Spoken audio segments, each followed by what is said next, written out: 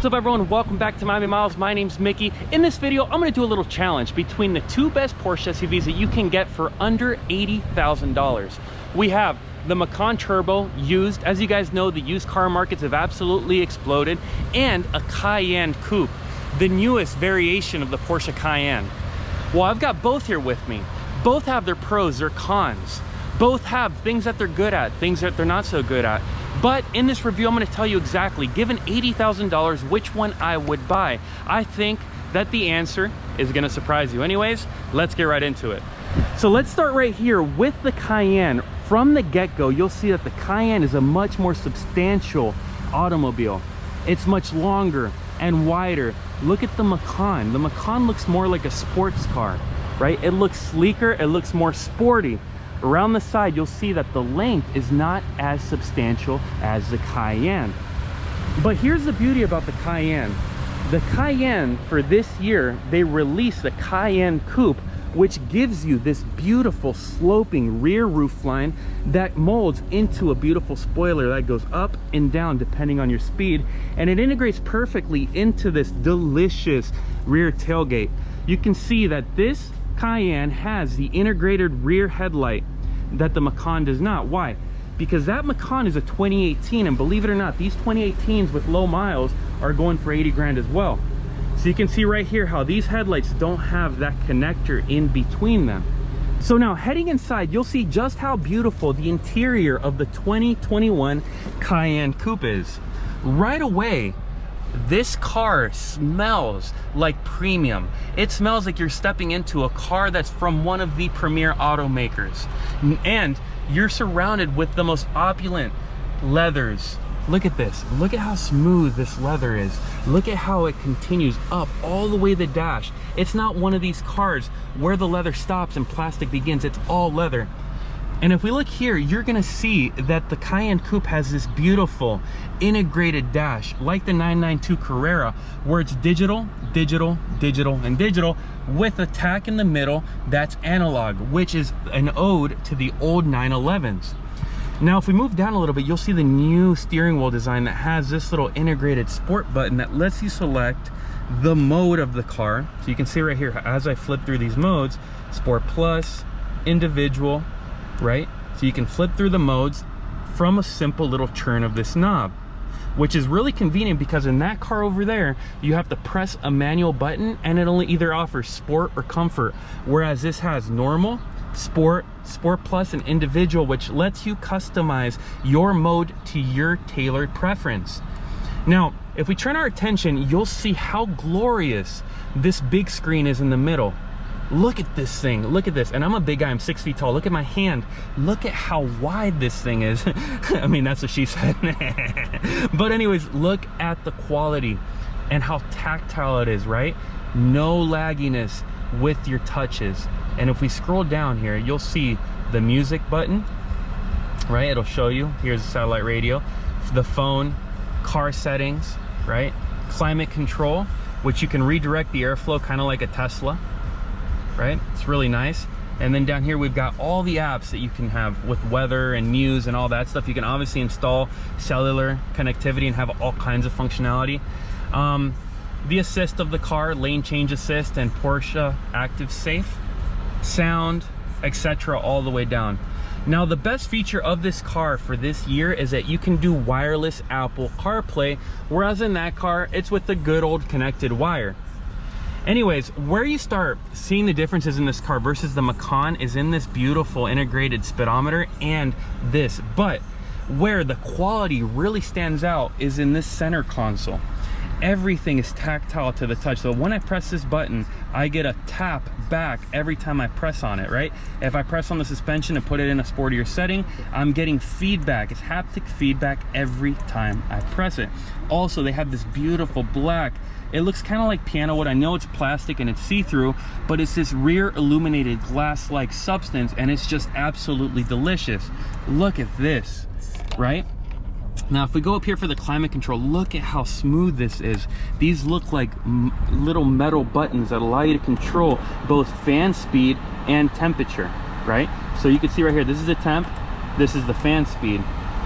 Up here, you have all the same controls that I showed you over in the screen, but you can easily press them right here and you'll see how it opens up right there on the screen, which is a real easy way to navigate your way around using these little buttons, right? So if I want to go media, there's my media. If I want to go climate, there's my climate.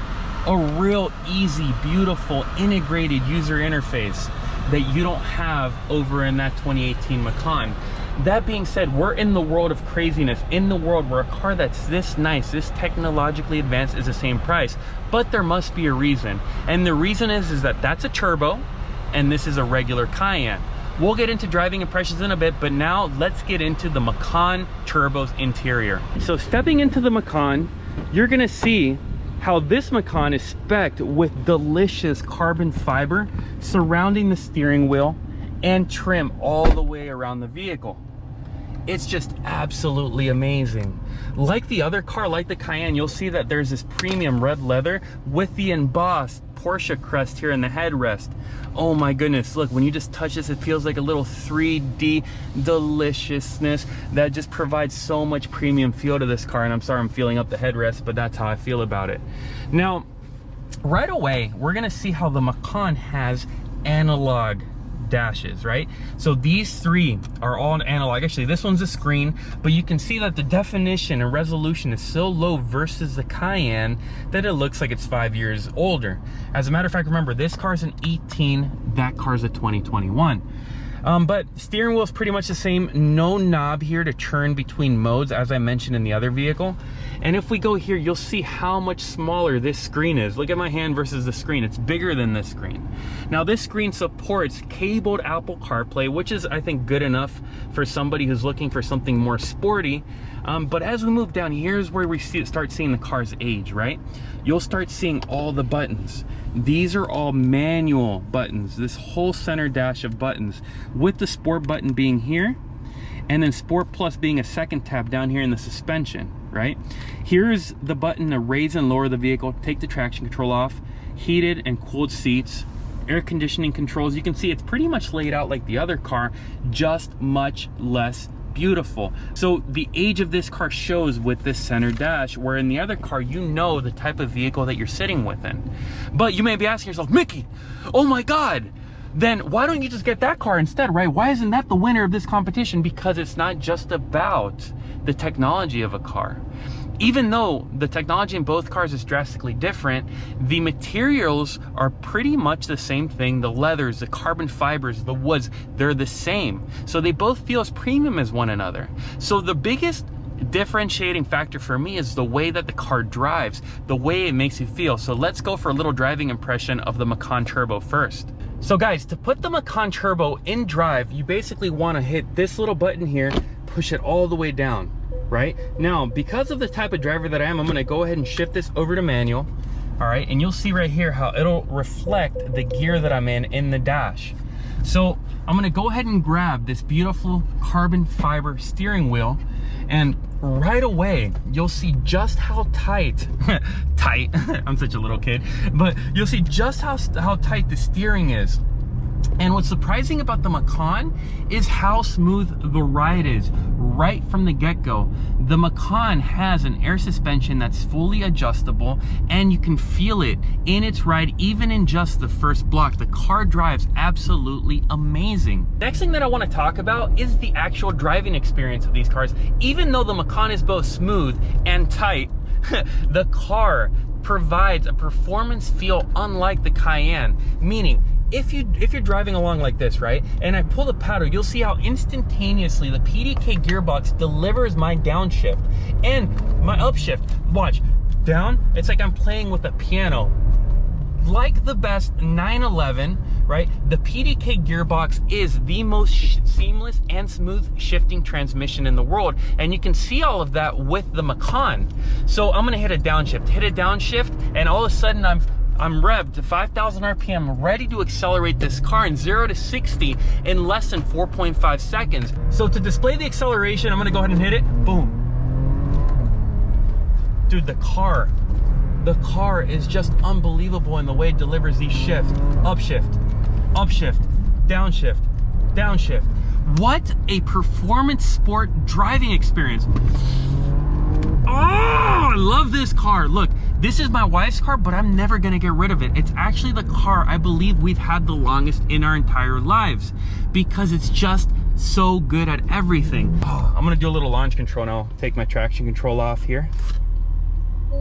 Okay, traction control's off. 4,000 RPM, drop the clutch. Boom. Ah! Dude, what a car. With that all-wheel drive, with 400 horsepower, propelling me in 4.5 seconds, 0 to 60, with a low 13-second quarter mile, and everything else that the car gives you, this car might just be the perfect blend of comfort and speed. So at this point, you're probably like, oh yeah, Mickey, we get it. The Macan Turbo is perfect. It's your car. You are a freaking Porsche fanboy. And you know what? You would be right, little Johnny. I am a Porsche fanboy. But it's not just the things that I've talked about that make it so great.